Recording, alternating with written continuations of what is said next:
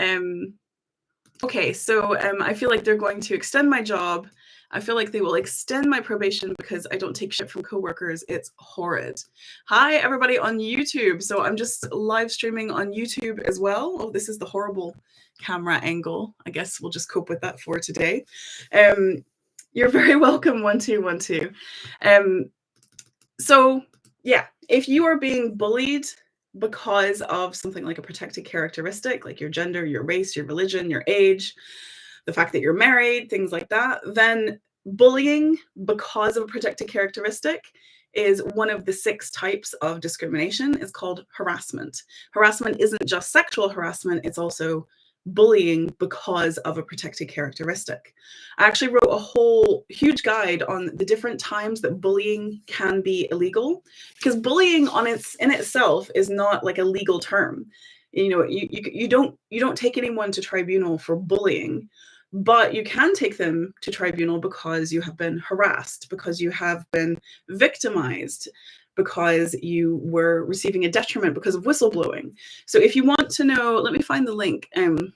Actually, I'll just direct you to it because it's in my link tree. So if you go to my link tree, you will find that there is a guide to bullying and when it is illegal at work. So yeah, check that out. YouTube viewers, hello, hello. I accidentally picked the wrong camera, so sorry, I'm gonna have to look over here when I say hello to you, but I am here and answering questions. If you have any questions about Employment Tribunal, this is the place to do it. So please feel free to ask questions in the chat. Okay, so next question. Natalie, I'm pregnant and my work are trying to get rid of me before my mat leave. Okay, well, that's not good, Natalie. On probation, my work have stated my performance, but nothing verbally or given me training. Okay, so Natalie, this is a good example of potential direct discrimination. So remember I said there are 6 types of discrimination. The one that we kind of know about the most is direct discrimination, which is kind of like, because Natalie is pregnant, we are going to try to get rid of her. So it is directly treating you less favorably than someone else because of your protected characteristic. And in your case right now, Natalie, that is pregnancy and later maternity. Now, your employer is not allowed, even during a probationary period, they are not allowed to treat you less favorably than someone else because of your protected characteristic. And so that is really like, if they were like saying that you were doing a good job and then they found out you were pregnant and then suddenly they 180'd, that's a good way to prove that there was discrimination. If they are acting like there's a performance issue, but as you say, they're not actually doing anything about it, then yeah, then that's another good example of that. Thank you for the rose, Big Al. So yeah, what I would suggest that you do, Natalie, is if you go to the link in my profile, you will find that there is a free ebook. I would definitely recommend that you download that free ebook, and that will talk you through what your options are at this stage. And if you want someone to have a look at it and have an hour call, yeah, see 2 reviews slating my performance, especially if you have evidence that they thought your performance was good, and then after finding out that you were pregnant, they then said your performance was bad, that's really not good for them. The other thing that you could look into is a data subject access request, which some employers will not comply with, but if they will, is very good for collecting evidence. And again, I would recommend that you download our ebook. That's okay, Natalie. That's okay, because here is my song that I want to sing to all of you. Your notes about what happened counts as evidence. So this is why the very first feature that we built at Vala, and it's free for all of you to use, this is completely free on the platform, is the timeline. And that's because you writing down, I told work I was pregnant on the 24th of November. I had a bad bad performance review on the 27th of November. All that kind of stuff. You writing down what happened, who said what, when they said it. It's the who, what, where, when. Write those 4 things down as much as you can for each of those things. That counts as evidence in a tribunal. So that's, I'm telling you here. Oh, I've got a question on the, I got a question on YouTube as well. So we'll come back to you, Sergey. But yes, so Natalie, That really does count as evidence. So if you haven't already, go and create a free account on Vala, download that ebook, because that will kind of get you what you need to start building up confidence that you could do something about this if you need to. You don't have to, but if you need to, that's kind of the first steps. Do you do personal one-to-one calls? So I don't, because I have all these other things to do, but I do have a wonderful team of legal coaches who do. So we have a few different places that we offer one-to-one calls. Oh yeah, I mean, that's the thing, Natalie, it's so frustrating. But I mean, if they do it, they need to, like, you could get a settlement. You could optimize for a settlement. And actually, that was my answer to Nicole as well. So we have a thing called a merits assessment. So if you're at the point where you haven't yet filed an ET1, you haven't taken it to tribunal yet, but you want to know if it's worth doing that, you want to know, should I settle? Should I try to get a settlement? Like, if I'm going to be shoved out, like Natalie's feeling like she's going to be shoved out, should I try and get them to pay me a big settlement to make up for the fact that they're doing this to me? Then that is what our merits assessment service is for. So that includes so basically you buy it, it's £149. You upload some documents that we ask you for onto the platform. One of our coaches will review those documents. They'll have an hour-long call with you, and you can ask questions when you upload the documents. They'll have an hour-long call with you. They will answer as many questions as they can, and then they will give you a sense of, can I settle? Like Nicole's asking there. That will give you a sense of how much you might be able to settle for, how strong your case may or may not be, which is super important. And we will tell you if we don't think it's strong. You know, we will be honest with you. And then we will give you a report afterwards outlining everything that they said on the call, outlining, you know, next steps, what you can do next, and then taking you from there. So if you want to talk to someone one-to-one, that is what that service is. It's called Merits Assessment.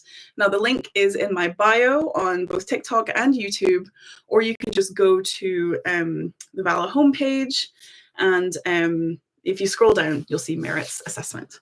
Okay, Henry, protected characteristics do apply to things like autism, ADHD, etc., in the same way that any disability applies. So what you need to do is, so the definition of a disability in the Equality Act isn't like a big list of things. It's just a disability is defined as anything that has a significant impact on your day-to-day life that has lasted over 12 months or will last over 12 months. And so in that place, you know, all kinds of things will qualify as disabilities. Autism, obviously, you know, autism having a significant impact on your day-to-day life. Autism is a lifelong thing. So yes, autism often fulfills the criteria. You really just need to demonstrate that it does have a significant impact on your day-to-day life. Now, as an example, I have ADHD, and it is definitely a disability. Some of the impacts on my day-to-day life is that I am not very good at keeping my house clean. I'm not very good at doing my laundry. I struggle with my personal finances. Weirdly, business-wise, I'm fine, but personal finances, like keeping on top of them, things like that. So those would be things that I would write up as examples. Or if I was talking about me at work, the impact on my life at work with my ADHD is that I often forget appointments and I have to be reminded all the time, or I'm often late to appointments. I find it hard to focus, all kinds of stuff like that. So that's how you prove a disability for tribunal. But yes, autism, ADHD, dyslexia, dyscalculia, all kinds of things like that would count as disabilities using that very broad kind of category, broad definition. Okay, so I've got a question on YouTube. Let me answer that. Apart from the Vento bans, where can we find guidance for other types of claims? Personal injury, aggravated damages. What other guidelines similar to Vento bans are there? That's a good question, Sergey. So first thing is, those aren't actually claims. Well, some of them are and some of them aren't.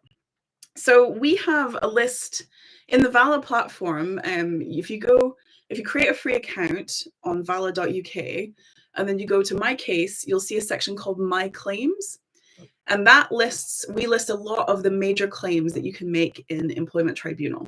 And that will include things like whistleblowing, unfair dismissal, things like that. We don't include personal injury, because we don't specialize a lot in personal injury. I don't know if you can claim personal injury itself. I think that's slightly different. Luckily, there are personal injury specialists, because that is an area where lawyers can make money by supporting you. So if you need to go into personal injury, there's better support from law firms, if that makes sense. But what I think you're asking is awards. So the reason I'm clarifying is so you know what to Google.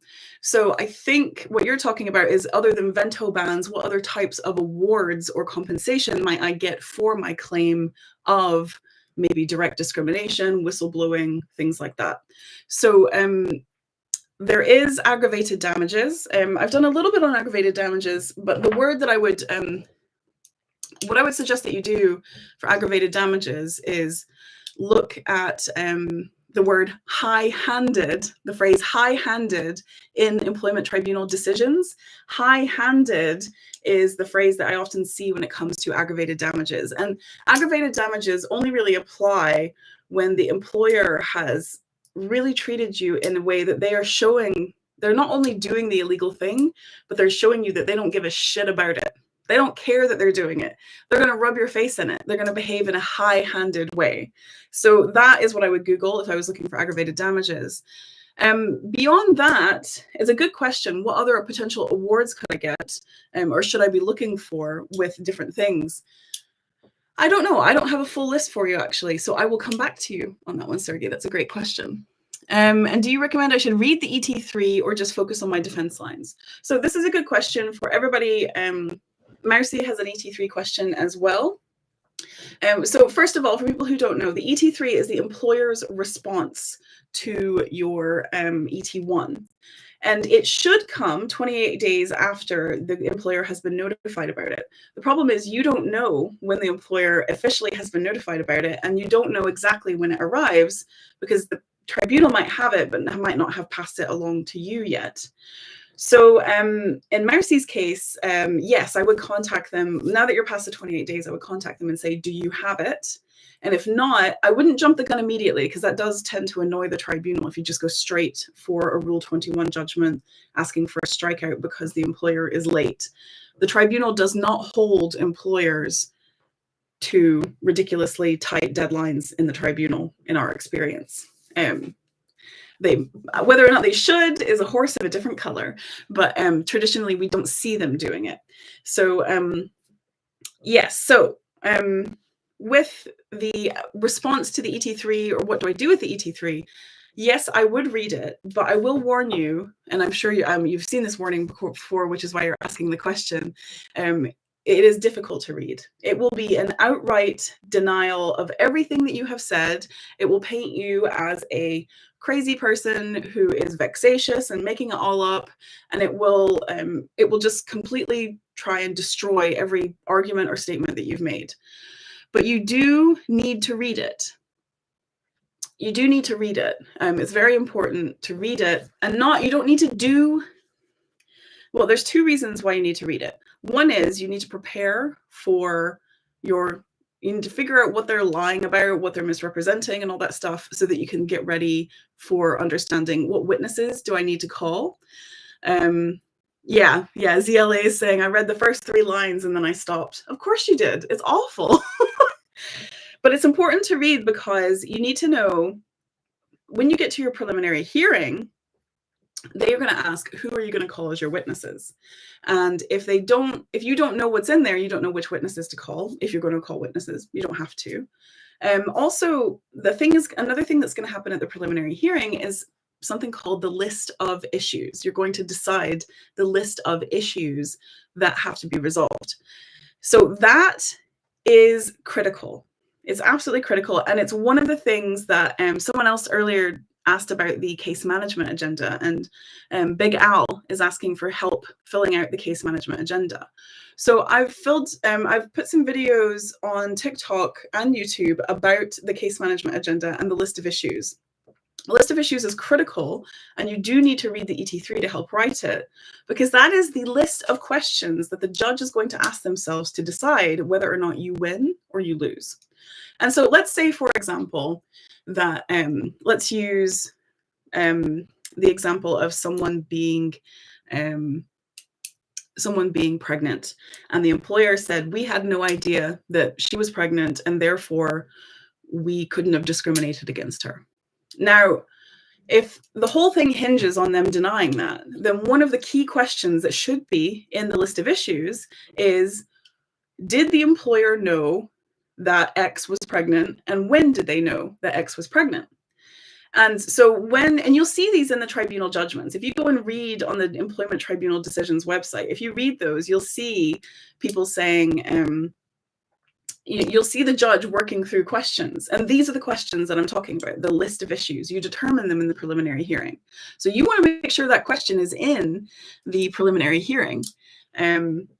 So yeah, that's how that works. And that's why you need to read your ET3. Yolanda is saying over on TikTok for ZLA, it is awful reading the ET3, but that will pass, and then anger and determination will step in.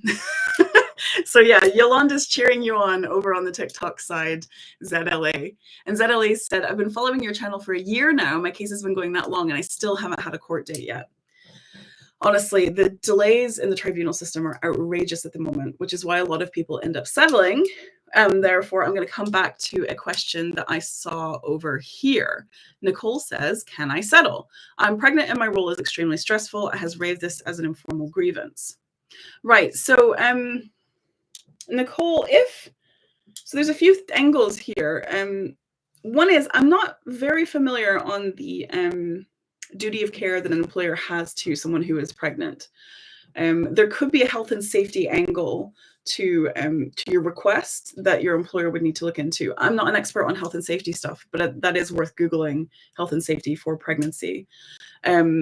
However, with that said, also, if your pregnancy is causing you any like gestational diabetes or anything like that, that may or may not impact as a disability. Remember the 12-month kind of timeline. And if it did qualify as a disability, then you would also be protected under that for making a reasonable adjustments request. And so, for example, you could, if you had a disability relating to your pregnancy or not relating to your pregnancy, you could ask for reasonable adjustments to be made to make you safer, etc. But in general, I think, as Alex is saying on TikTok, in general, this feels like a health and safety thing. And so I would go down the line of health and safety risk assessment for your pregnancy, and the fact that you're raising this as an grievance. What you've done there in particular is, if your grievance said, I believe that I am not being, well, if your grievance has any notion of discrimination in it, then that might be a protected act, which means if they punish you for raising a potential discrimination issue, then that could also be victimization, one of the 6 types of discrimination. Benny is citing a statute for you to look at, the Maternity and Parental Leave Regulations 1999. So check that out as well. I'm not as au fait with this. The other people who are au fait, though, is Pregnant Then Screwed. If you haven't phoned their helpline, I would definitely phone their helpline after the holidays, because they're fantastic. Right, so let's keep going. So Big Al, I hope that answered your question about how you can get help with the case management agenda. Actually, let me be super clear. So Big Al, we have a service called a preliminary hearing prep service. So that's where one of our coaches will sit down with you on a call, and we will work through that case management agenda document with you and help you get that whole thing together. If you go to vala.uk and click on coaching, on the menu bar thing, you will see preliminary hearing prep. Coaching, bloody brilliant. Oh, thank you, Oliver. Yeah, the coaches are amazing. Our coaches are really fantastic. And we do have availability. You know, we have coverage all the way through. Okay, it's for the 4th of January. Whew, tight. Contact us. So Big Al, if you email us, I think we have coverage even today. I'll check. We'll see if we can find some last minute coverage for you for a PH on the 4th. It might be too quick for us to be able to do the full thing, but what you should do is email hello@vala.uk. hello@vala.uk. If you email us and say what your deadlines are, we will do our best to find you. Hi, Big Mama. We will do our best to find you a coach in time. That is a very tight time scale, but we might be able to accommodate it. Actually, we have some new coaches on the platform who have got their feet wet and have they're brilliant and have some more capacity. So yeah, we'll see. Right, let's see. ZLA is talking about how they offered a settlement, but it was way too low. Yeah, that happens a lot, ZLA. Don't forget about so past losses, future losses, injury to feeling. And so when I think about a settlement or when I think about a schedule of loss, I always think about past losses, future losses, any injury to feeling component if it applies, and any kind of statutory things like, you know, the basic award for unfair dismissal or something like that. Future losses can be significant if, you know, you're not going to be able to work for a certain amount of time, if there's a big gap between what you're earning now and what you would have been earning had this not gone wrong. Don't forget bonuses. Don't forget pensions. Yeah, absolutely. I submitted ET1. However, I have realized that I have not added enough information to the background of the issues to support my claim as I kept it vague. Should I withdraw? BB, it's a good question. So did you work with anyone to submit the ET1, like us or a lawyer? It's hard to know. I don't know if you can withdraw and then submit again. You can ask to make amendments to your ET1 as you move through the system. So you could submit an ET1, they might come back with an ET3 and say, this is too vague, for example. And then the tribunal at a preliminary hearing would probably ask you to clarify your reasons. So usually they give you a chance to tidy it up, especially if you're a litigant in person, especially if you haven't had any other support. This is really important. Yeah, so it's, if you're a litigant in person, just keep reminding yourself and the court of that, because they are trained to give you more support. Yeah, did it yourself. Yeah, in that case, yeah, no support. Okay, that makes sense. So in that case, they are used to getting litigant in person submissions that don't match what they're looking for, and they are used to asking you to have another go, or a good judge will sit down with you during the preliminary hearing and help you particularize your claims. And that's what that term means, particularize your claims, where you take the claim. So like basically it's a translation, and this is what our platform is built to help you do. This is like what I obsess about all the time.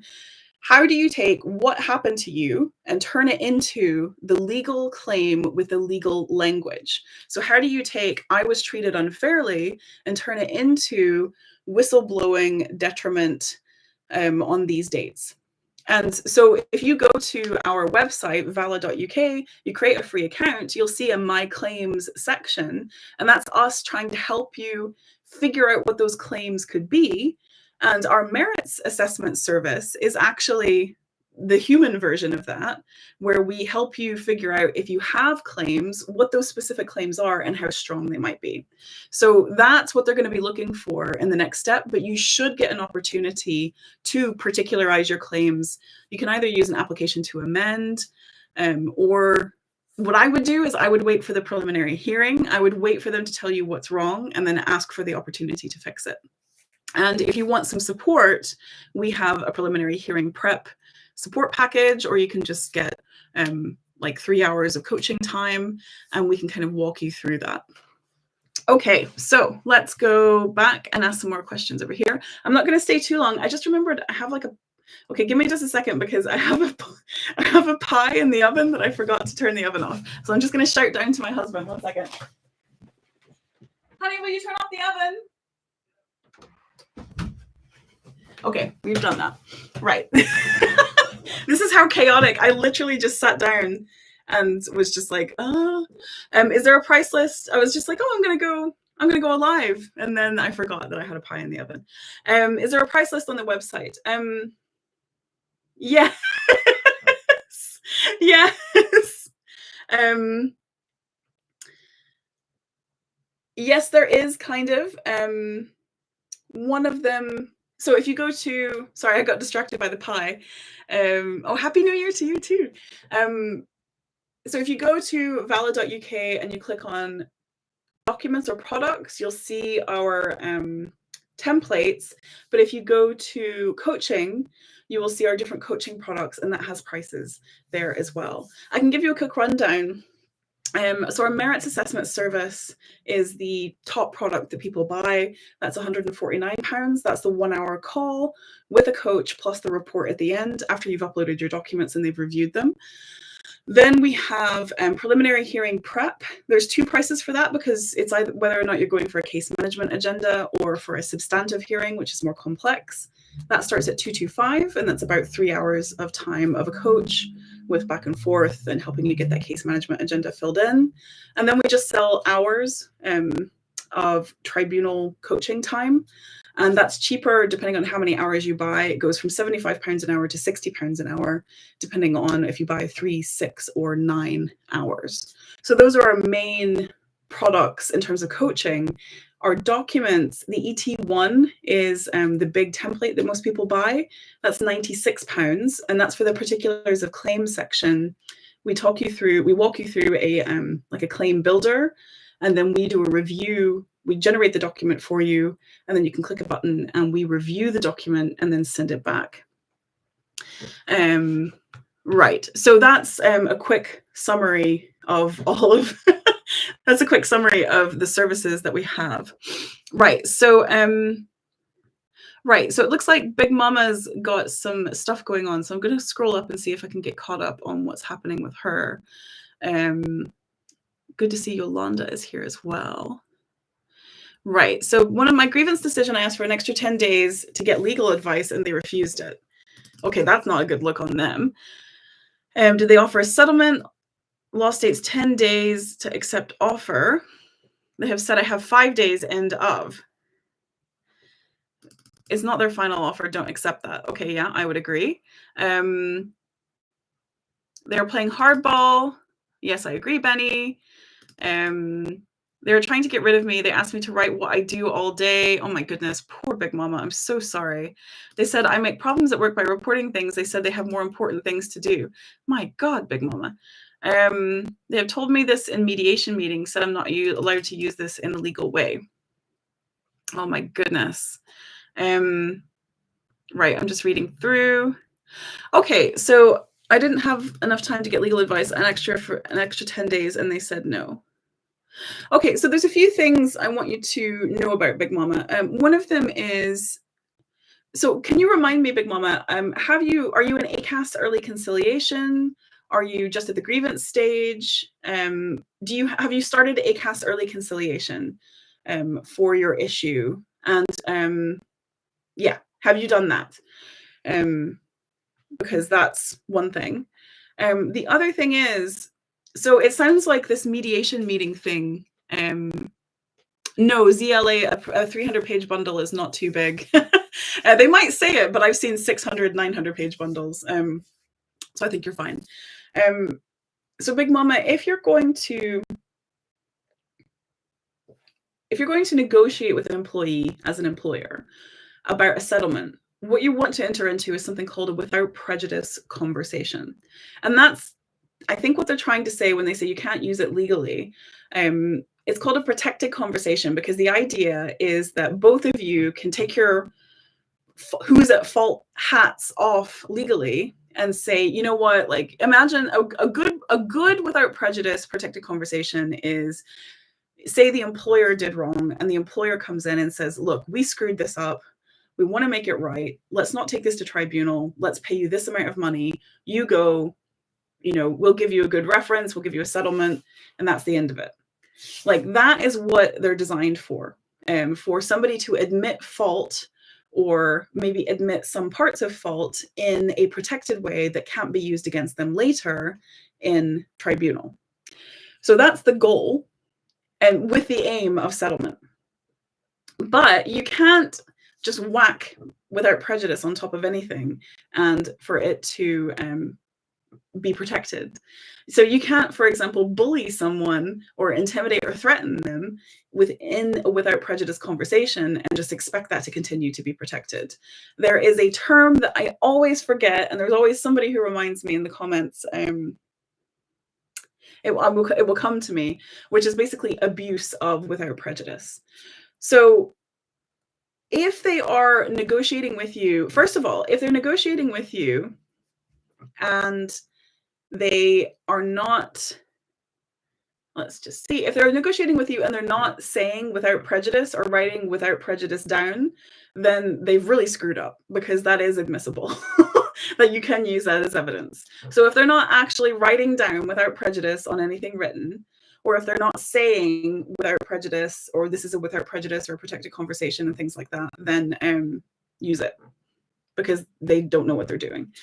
But even if they are, then if it's only protected under the narrow circumstances of it being trying to reach a settlement, you can't do awful stuff within it. So Google without prejudice abuse, Google without prejudice scope, and look at what they're saying to you and see if that really matters and see if that really kind of fits in. And now let's talk about the deadlines. So think about how you're feeling right now.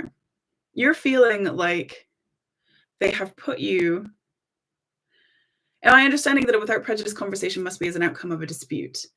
I would need to double check that, Van, but it definitely needs to be in service of a settlement. It needs to be in service of a negotiation, if that makes sense.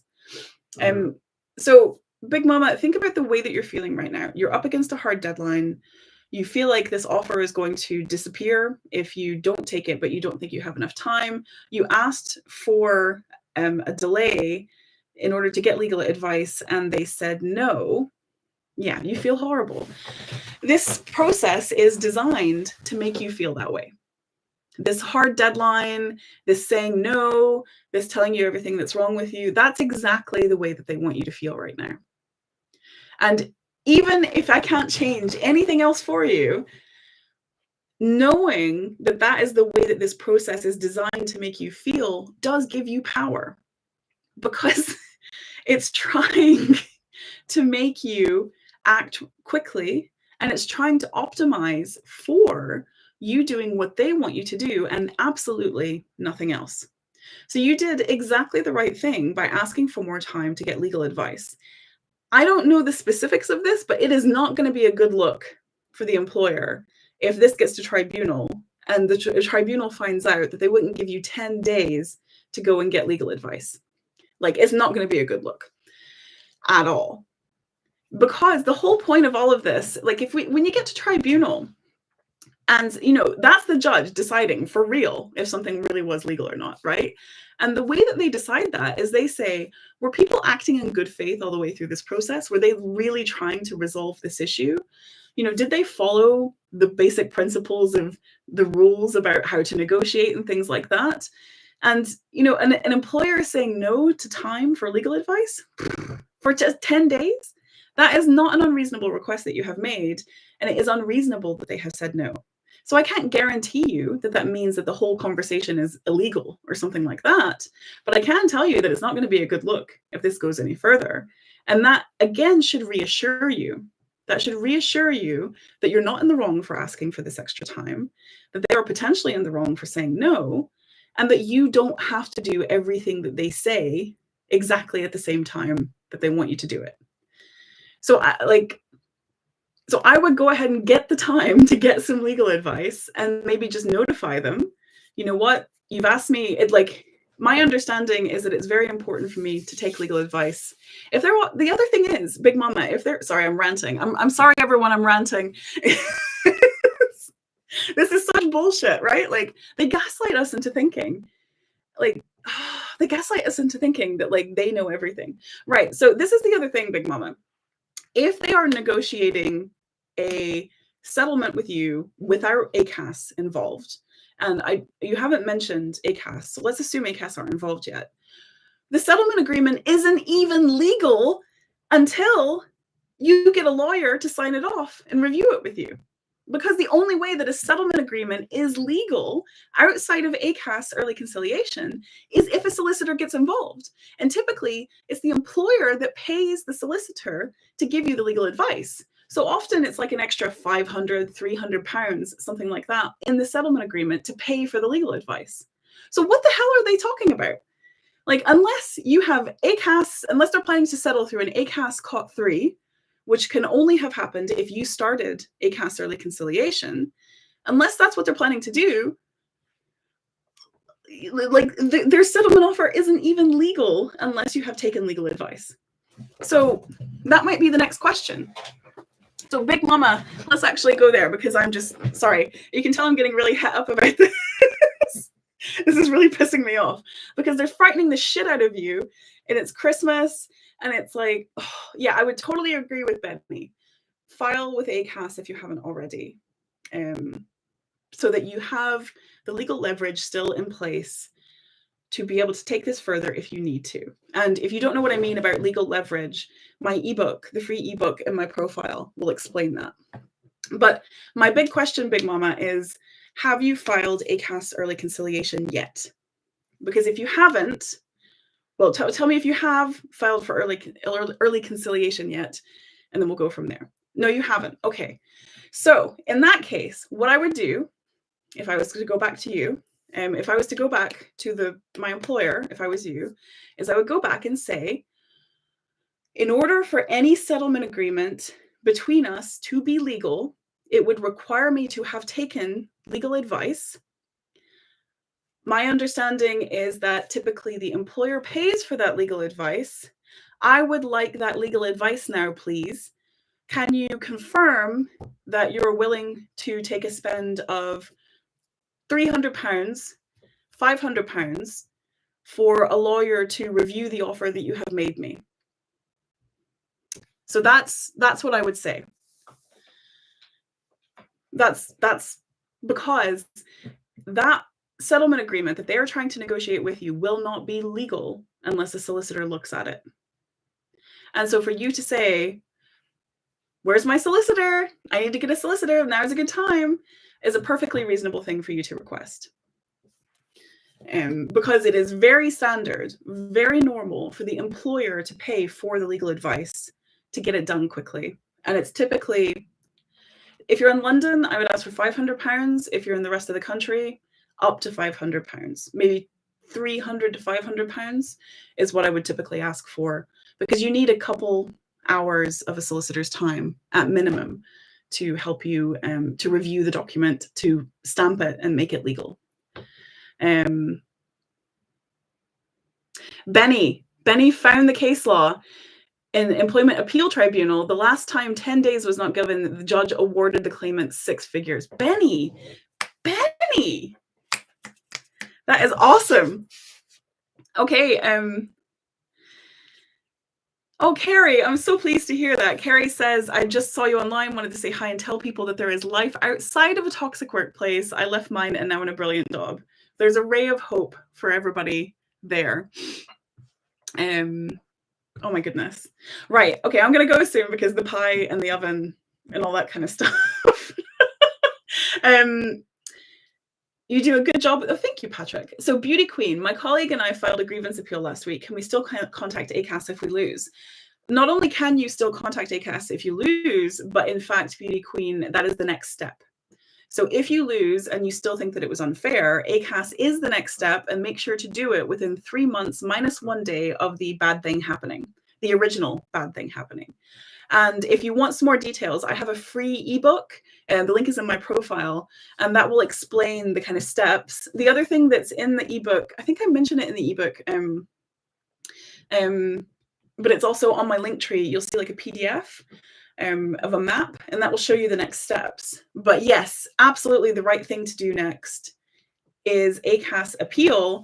And if you're within that 3 months minus 1 day and that deadline's getting tight, don't even wait for the appeal outcome. Just go ahead and raise the ACAS early conciliation. You can run them concurrently. We filed the grievance on the 21st of August. I would refuse. I would file ACAS early conciliation stat because you're already out of time, but you could make the argument that they dragged their feet on the grievance. There are ways to try and get an out of time claim heard. In fact, we did a whole webinar about it that's on my website. So Beauty Queen, absolutely, first port of call, file ACAS early conciliation today because you're already outside of your window. You want to rectify that immediately. Number two, go download my free ebook, and that will explain more about kind of what your next steps should be. And then if you also go, it's probably worth, like normally I try to give you free resources before I ask for anything paid because I know everybody's skint all the time, but it's probably worth going onto the website, vala.uk, my website, and go to the webinars section and you'll see how to get your out of time claim heard. And it's worth paying the kind of, I don't know, it's like £16, £12 for the video, because that will explain how to get the claim heard if you're out of time, which I think you are, but that doesn't mean all hope is lost. And it's worth, I mean, ACAS early conciliation is free. The webinar is like £15, something like that. It's worth spending a little bit of money to see if this is going to be something that you can keep going with and what your leverage is. And don't forget the free ebook, because that will give you lots of instructions about how to kind of think through this and approach your next steps. Oh, true. That's true, actually. Oh, but she hasn't even filed. Oh, thank you so much, Julie. Happy New Year to everyone, by the way. Oh, Happy New Year. Go spend time with your lovely family. Yeah, I am going to go spend time with my lovely family, actually. I'm so sorry I couldn't answer all the questions. I just wanted to pop along in the last thing of 2023 and say hello to everyone. We've got some big plans for next year. It's, oh my goodness, it's so stressful and it's exciting and there's a lot going on. But a few things I'm just gonna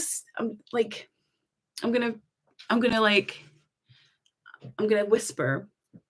So we're gonna be doing a thing that means that everyone can own a little part of Vala in the new year, which is super exciting. So I'll be telling you more about that probably towards the middle of January, but that's super exciting. And I can't wait to kind of do more about that. We're building some stuff that I'm really excited about, because you know how I bang on all the time about contemporaneous notes and the fact that like you just need, like, just keep it in there as evidence, because what you hear and what you say counts as evidence. We're going to be beefing up Vala as a contemporaneous notes platform in the new year, which I'm super excited about as well, because it makes such a big difference and people just don't know how powerful it is. So that's really exciting too. And yeah, that's what we're up to. I'll keep it there. But yeah, have a wonderful new year, everybody. And I'm so sorry I couldn't answer all the questions. I will be back probably on the 3rd and just say hello again. And then I'll be doing my weekly lives in the new year. So Wednesday afternoons at 4 p.m. you will find me here and on YouTube. And I'll have the better camera YouTube, because I accidentally showed you my messy office. So yeah, I will talk to you all soon. Happy New Year, everybody. See you later. Bye-bye. Bye-bye, YouTube. Lovely to see you.